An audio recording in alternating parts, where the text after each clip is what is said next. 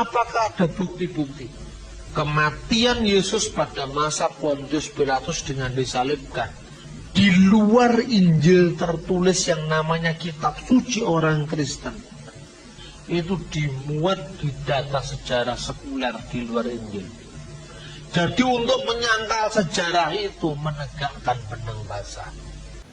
Ada keyakinan, kepercayaan dan keimanan di luar sana yang benar-benar tidak mempercayai bahwa Yesus telah disalibkan, telah mati, telah bangkit, dan telah naik ke surga. Adalah sesuatu yang sangat menyedihkan dan memprihatinkan kalau ada orang-orang di luar sana yang tidak percaya akan penyaliban Yesus, tidak percaya akan kematian Yesus. Kenapa Bapak Ibu Saudara? Saya teringat dengan pernyataan yang pernah disampaikan oleh hambanya Dr. Bambang Nursena. Menolak kematian dan kebangkitan Yesus sama seperti upaya menegakkan benang basah.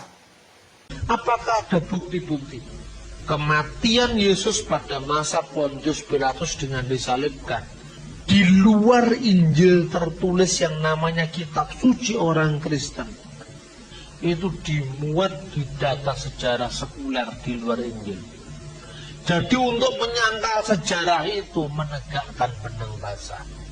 Flavius Josephus menulis dalam bukunya, ada seorang yang bernama Kristus yang oleh orang-orang Kristen disebut sebagai sosok yang ilahi yang menggerakkan murid-muridnya, dan murid-muridnya itu begitu menghormati dia, tapi dia telah dieksekusi pada zaman Pontius Pilatus. Dan setelah itu 3 hari kemudian murid-muridnya mempercayai bahwa orang itu telah dibangkitkan dari antara orang mati. Dan kata-kata yang digunakan selalu orang-orang itu, murid-muridnya, karena dia sendiri tidak percaya. Josephus bukan seorang Kristen, dia seorang Yahudi. Dia tidak percaya dengan fakta itu. Tapi sebagai seorang sejarawan, dia merekam kepercayaan orang Kristen tentang fakta itu. Terus kemudian Tacitus, ahli sejarah Romawi, dia juga mengakui tentang fakta penyaliban itu. Jadi mustahil untuk mengatakan tiba-tiba 600 tahun kemudian, 700 tahun kemudian mengatakan Yesus tidak mati, tapi dia mati suri. Rasanya itu bukan sejarah itu. Itu kuasi ilmiah, kuasi histori, bukan sejarah. Diponegoro itu matinya di Makassar. Tiba-tiba ada orang yang mengatakan tidak, Diponegoro matinya di Pamekasan. Siapa yang kasih tahu kamu? Tadi malam wahyu Tuhan datang kepada saya. Lu kan rusak dunia ini. Sejarah hanya dihantam dengan wahyu saya Selasa Kliwon, kemudian berubah tanpa pembuktian. Nah ini yang perlu dilihat dalam konteks kebersamaan tapi juga keilmuan. Saya bilang loh, Anda mau menyangkal Yesus itu mati pada masa Pontius Pilatus, itu fakta sejarah. Soal kematiannya itu maknanya seperti apa, lah ini lain. Makna kematiannya bagi kami orang Kristen adalah memiliki makna teologis, membebaskan orang-orang berdosa. Itu tafsiran Kristen. Josephus tidak percaya Yesus menebus dosa, tapi dia toh tidak menyangkal dia mati pada masa Pontius Pilatus, dan murid-muridnya mengakui bahwa dia bangkit dari orang mati. Itu fakta sejarah. Bapak Ibu Saudara, ada di sini yang mampu menegakkan benang basah. Jangankan benang yang basah, benang yang kering pun tidak bisa ditegakkan, tidak bisa dibuat berdiri. Itu merupakan ungkapan yang memberikan garansi dan keyakinan bagi kita bahwa Yesus itu benar-benar telah disalibkan, benar-benar telah mati, benar-benar telah bangkit, benar-benar telah naik ke surga, menyediakan tempat bagi saudara dan saya. Apa argumentasi kita berkata bahwa Yesus benar-benar disalibkan dan benar-benar mati dan bangkit serta naik ke surga? Paling tidak yang utama serta yang pertama adalah fakta Alkitab. Baik itu dari Matius, Markus, Lukas, Yohanes, demikian juga dengan surat-surat, baik surat Petrus, surat Paulus, dan lain sebagainya.